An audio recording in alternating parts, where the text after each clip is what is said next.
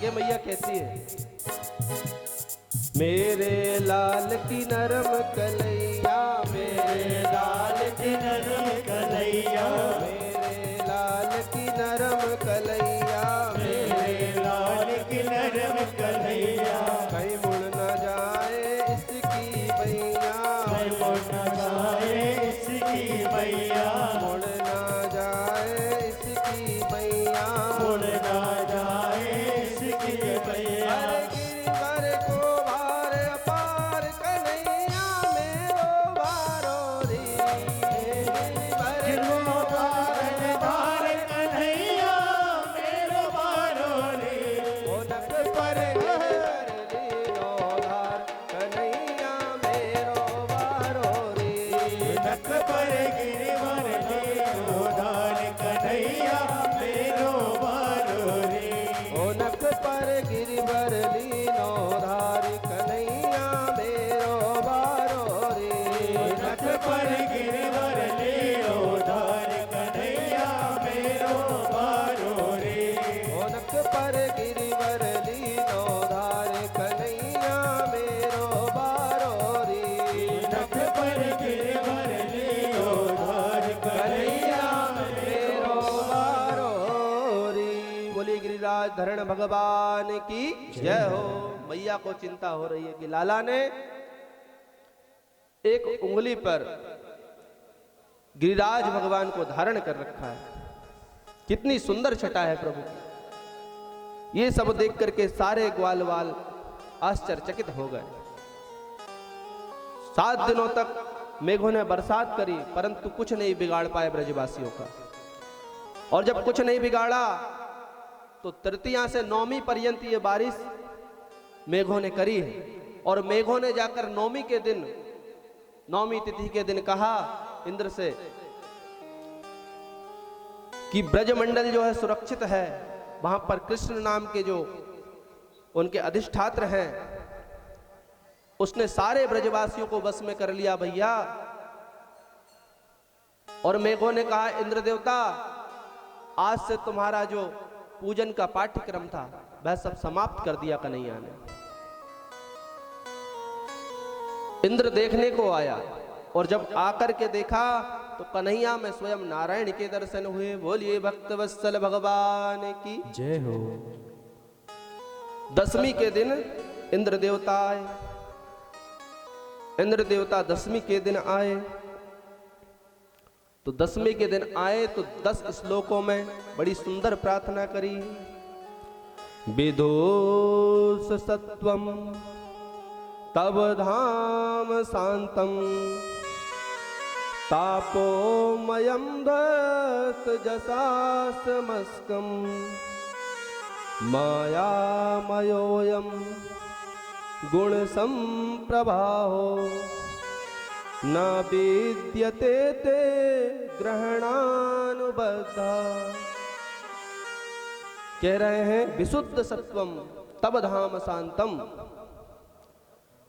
विशुद्ध सत्वम, हे प्रभु मैं आपको पहचानने में मैंने भूल कर दी प्रभु।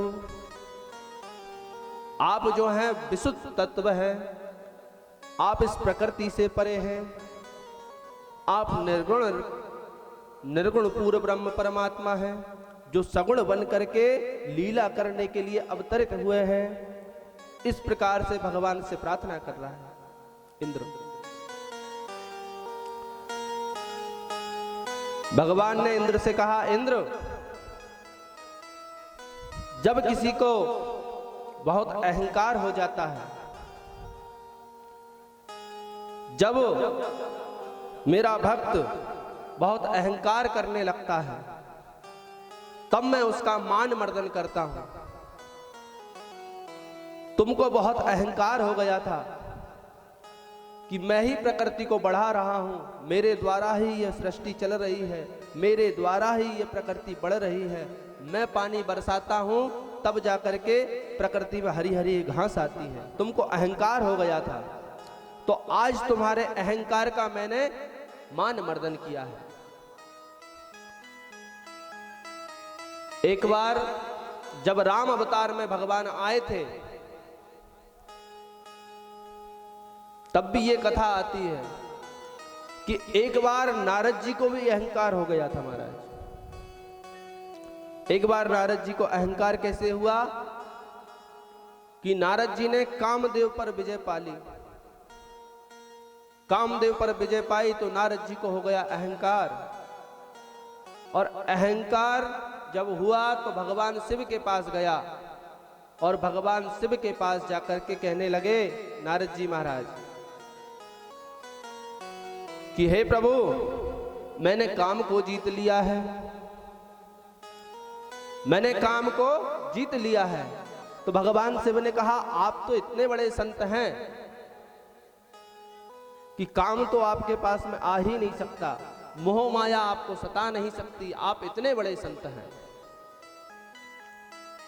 तो आपने काम को जीत लिया तो कौन सा बड़ा काम किया? काम तो आपके आगे पीछे डोलता है, आपने काम को जीत लिया, इसमें कोई बड़ी बात नहीं है। तब नारद जी ने कहा नहीं नहीं, मैंने काम को जीत लिया। अब नारद जी महाराज शिव जी समझा रहे हैं नारद जी को। शिव जी कहते हैं नारद जी, ये काम की बात आप कर रहे हो तो ये काम की बात जो है भगवान विष्णु के पास जाकर के मत करना। अब नारद जी महाराज ठहरे, उन्होंने कहा भगवान शिव हमसे जलते हैं, आज हमने काम को जीत लिया तो हम भगवान की गिनती में आने लगे, इसलिए भगवान शिव हमसे जल रहे हैं। नारद जी ने गलत मतलब निकाल लिया। अब नारद जी ने जो काम कथा शिव को सुनाई थी वही काम कथा जाकर के भगवान नारायण को सुना दी। अब नारायण भगवान तो ऐसे हैं महाराज, जो अगर इलाज करते हैं तो बहुत तरीके से करते हैं। अगर भगवान शिव के पास पहुंचे कोई भी, जिसको फोड़ा हो जाए और वो भगवान शिव के पास पहुंच जाए तो भगवान शिव तो तुरंत फोड़े को ठीक कर देते हैं। परंतु यदि नारायण के पास यदि किसी को फोड़ा हो जाए और नारायण के पास पहुंचे तो महाराज नारायण कहते हैं पहले तो मैं वह फोड़े को पकाऊंगा, जब फोड़ा पक जाएगा तो फिर मैं उसका ऑपरेशन करूंगा। तो नारायण जो है, नारद जी को पहले तो बहुत, जो नारद जी को गलतफहमी हुई थी काम की कि मैंने काम को जीत लिया, तो नारद जी को पहले नारायण ने बढ़ावा दिया कि तुमने तो बहुत बड़ा काम किया। अरे काम को कोई जीत सकता है? नारद जी को हृदय से लगा लिया। नारद जी भी प्रसन्नता में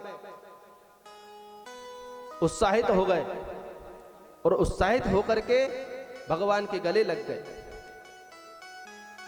नारद जी ने कहा आज से मेरी पदोन्नति हो गई महाराज, आज तक मैं आता था तो भगवान के चरणों में प्रणाम करता था, परंतु आज जब आया तो भगवान ने मुझे अपने हृदय से लगा लिया, मतलब मैं भगवान बन गया।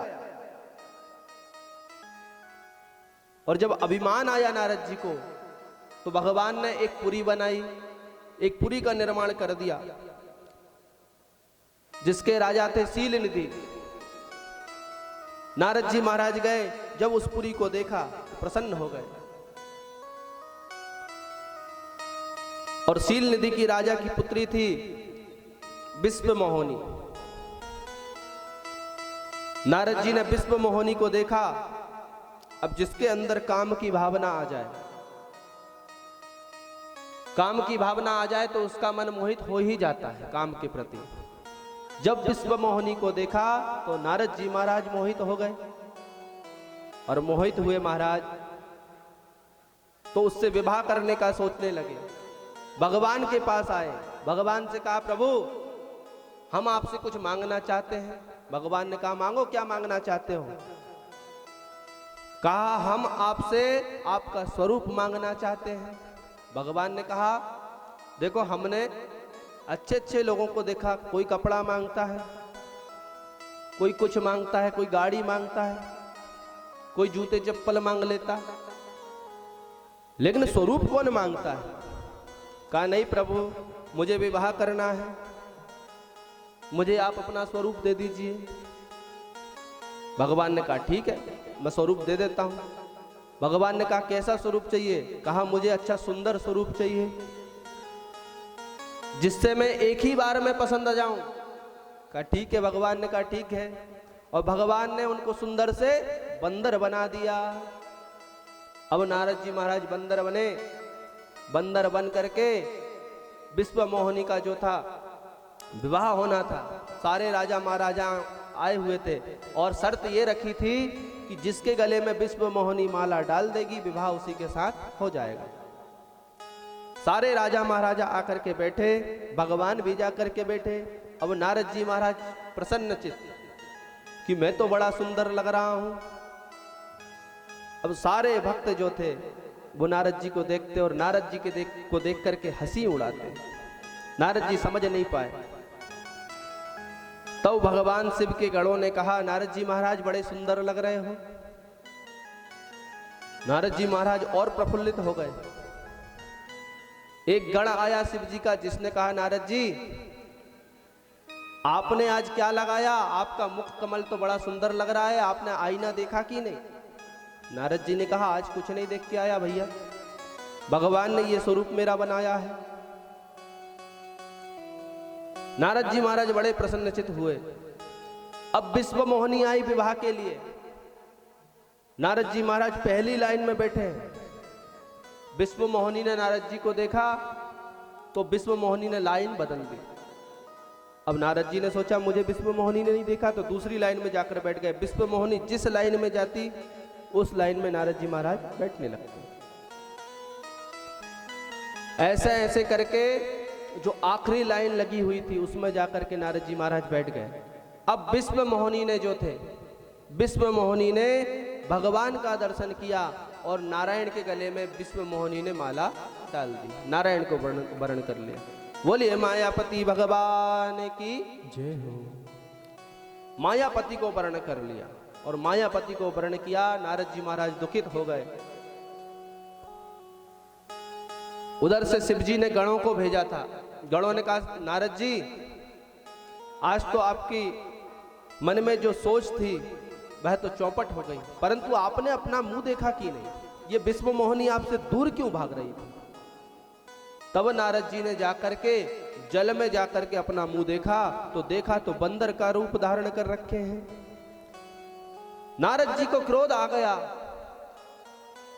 नारद जी महाराज बैकुंठ की ओर दौड़े। क्रोध में बैकुंठ की ओर जा रहे हैं तो भगवान ने सोचा कि ये मेरा भक्त है, बैकुंठ की तरफ क्रोध में जो कोई आता है वह भटक जाता है। भगवान बीच में ही प्रकट हो गए। जब भगवान प्रकट हुए तो नारद जी ने भगवान को श्राप दिया कि हे प्रभु, जिस प्रकार आपने मुझे बंदर बनाया है, एक दिन इन्हीं बंदर वालों की साथ में आपको सहयोग लेना पड़ेगा, बंदर भालुओं का आपको। और कहा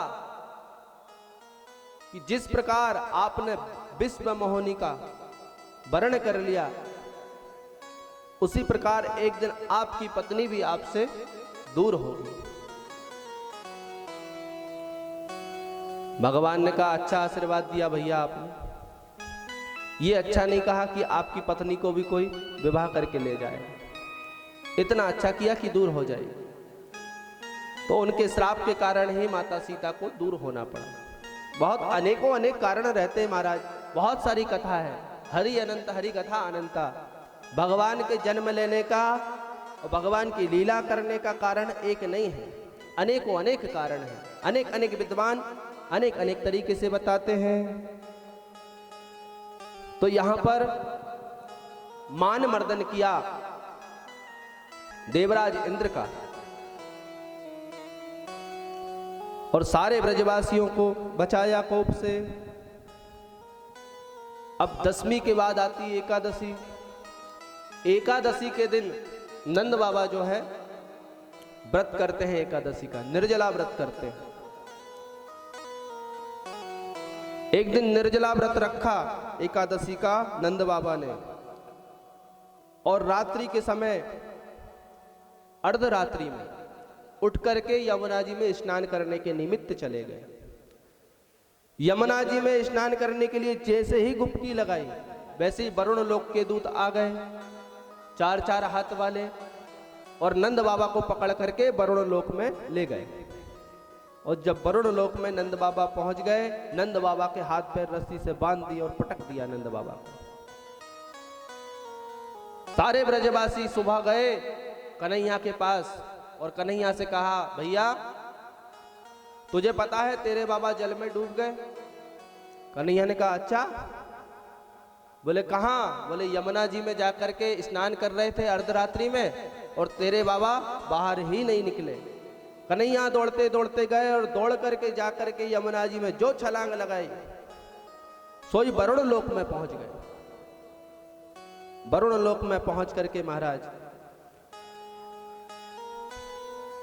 जैसे ही वरुण भगवान ने भगवान का दर्शन किया, वैसे ही वरुण भगवान भगवान के चरणों में लेट गए। बोलिए भक्त वत्सल भगवान की जय हो। हमारे बीच में परम पूज्य आचार्य परम गुरुदेव श्री जगदीश पंडित जी देहरी से पधारे हैं। उनका एक बार करतल ध्वनि के साथ में स्वागत, बहुत बहुत वंदन अभिनंदन करेंगे। बड़ी अनुकंपा है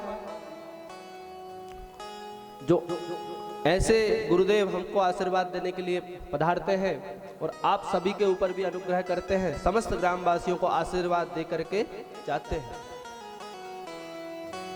बड़े भाग्य है ये अपने जो ऐसे गुरुओं का दर्शन और आशीर्वाद हमको प्राप्त होता है। बोलिए सतगुरुदेव भगवान की जय हो। तो महाराज नंद बाबा को ही पटक लिया वरुण लोक में। जब भगवान गए तो वरुण भगवान भगवान के चरणों में लेट गए। कहा, प्रभु आपका कैसे आना हुआ? तब भगवान ने कहा, देखो आपने हमारे पिताजी को ही वरुण लोक में ले आए और ऐसे पटक करके रस्सी से बांध करके पटक दिया। तब वरुण भगवान ने कहा कि एक बात बताइए प्रभु, आपके भी कोई पिता है क्या? हमने तो सुना है आपके कोई पिता ही नहीं है। आप तो स्वयं सारी सृष्टि को बनाने वाले हैं, आप तो स्वयं सब जनों को जन्म देने वाले हैं, आप ही सबके माता पिता हो। तब वरुण भगवान ने नंद बाबा को छोड़ा और नंद बाबा को छोड़ा करके भगवान पुनः ब्रज में आए। ब्रजवासियों ने बड़ा उल्लास मनाया, लेकिन इस बार सब ब्रजवासियों के मन में आ गया महाराज कि होना हो ये कन्हैया जो है भगवान है। सारे ब्रजवासियों के मन में शक पैदा हो गया। भगवान के पास आकर के कहते, कन्हैया एक बात बता, सच्ची सच्ची बताना, क्या तू भगवान है? भगवान कहते, नहीं हम भगवान नहीं हैं। परंतु किसी ने भी भगवान की बात पर विश्वास नहीं किया। अब भगवान ने कहा, हम तो भगवान हैं ही, परंतु थोड़ा सा दर्शन तो हम आपको भी करा देते। सभी ने प्रार्थना की ब्रजवासियों ने कि आप यदि भगवान हैं तो हमारी एक ही इच्छा है। कहा, क्या इच्छा है आपकी, बताइए, हम पूरी करेंगे। कहा, हमारी ये इच्छा है कि हमको वैकुंठ का दर्शन करना है। हमने आज तक वैकुंठ लोक नहीं देखा। तो कहा, चलो मेरे साथ में वैकुंठ दिखाता हूं। भगवान ने यमुना जी के किनारे सबको लेकर के गए और ब्रह्म कुंड के में ले जाकर के छलांग लगवा दी। जैसे ही छलांग लगाई ब्रह्म कुंड से तो वैकुंठ में जाकर के पहुंचे और वैकुंठ में गए तो भगवान का दर्शन किया। इतनी सुंदर भगवान की झांकी है। बड़े बड़े देवता भगवान की आरती उतार रहे हैं। जब ब्रजवासियों ने यह दृश्य देखा तो ब्रजवासी जो थे एक दूसरे का मुंह देखने लगे और कहने लगे, अरे वाह, अपने कन्हैया के तो यहां पर बड़े ठाट हैं भाई। सबसे ऊंचे रथ पर बैठा हुआ है, इतने ऊंचे मंच पर बैठा हुआ है और बड़े बड़े देवता जो है इनकी स्तुति कर रहे हैं, बड़े बड़े देवता जो है इनकी आरती कर रहे हैं। बड़े ठाठ है कन्हैया के। जब इस प्रकार से सबने देखा ब्रजवासियों ने, तो एक ब्रजवासी कहता है कि भैया चलो कन्हैया से मिलकर के आते हैं। कन्हैया तो अपनों ही वालों है ना। तुझा से मिलके आए। तो कहा चलो भैया। तो अंदर जाने लगे, तो अंदर जाते हुए द्वारपालों ने रोक लिया कि आप अंदर नहीं जाओगे। अब एक ब्रजवासी अपना दिमाग लगाए और कहे कि भैया हो सकता है कि यहाँ के नियम अंदर जाने के दूसरे हों, क्योंकि अलग अलग जगह के अलग अलग नियम होते हैं। कहीं जगह पर जाओ तो राम राम पहले करना पड़ता है, कहीं जगह पर जाओ तो श्याम श्याम पहले करना पड़ता है। हमारे बाई खेड़ी से हमारे दादाजी पधारे हैं, इनका बहुत बहुत स्वागत करें ताली बजा करके।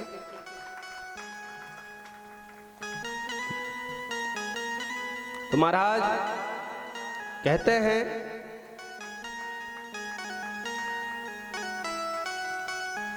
बोलिए भक्त वत्सल भगवान की जय हो।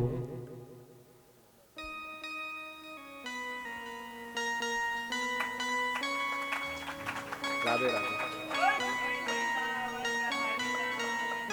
जय हो।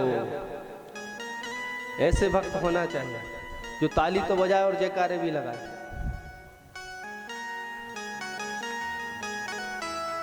आनंद का विषय है महाराज।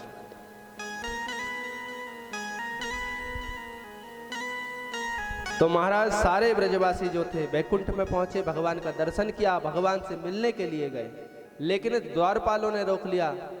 अब ब्रजवासी आपस में कानाफूसी करने लगे कि हो सकता है हमने राम राम नहीं की हो, क्योंकि हर जगह जाने का नियम अलग होता है। तो एक भैया चिल्लाने लगा भैया राम राम, द्वारपालों से कहा। द्वारपालों ने कहा चुप बैठो। अब दूसरे ने सोचा भैया राम राम यहां नहीं चलता हो सकता हो राधे राधे चलता हो। तो एक चिल्लाया भैया राधे राधे। जैसे ही चिल्लाया तो द्वारपालों ने फिर टोंक दिया भैया चुप रहो, बिल्कुल चुप खड़े रहो, बिल्कुल शोरगुल मत करो। जब अंदर नहीं जाने दिया ब्रजवासियों को तो ब्रजवासी परेशान हो गए। थोड़ी देर तो टहले बैकुंठ में, आनंद किया, टहल करके देखा, लेकिन थोड़ी ही देर बाद मन लगना बंद हो गया और मन में सारे ब्रजवासी कहने लगे कि हे कन्हैया, या बैकुंठ से अच्छा तो हमारा वृंदावन है। अगर तू हमें सुन रहा है तो हमें यहां से बुला ले, वापस वृंदावन में बुला ले। और जैसे ही ऐसा भाव आया सारे ब्रजवासियों के मन में, वैसे ही सारे ब्रजवासी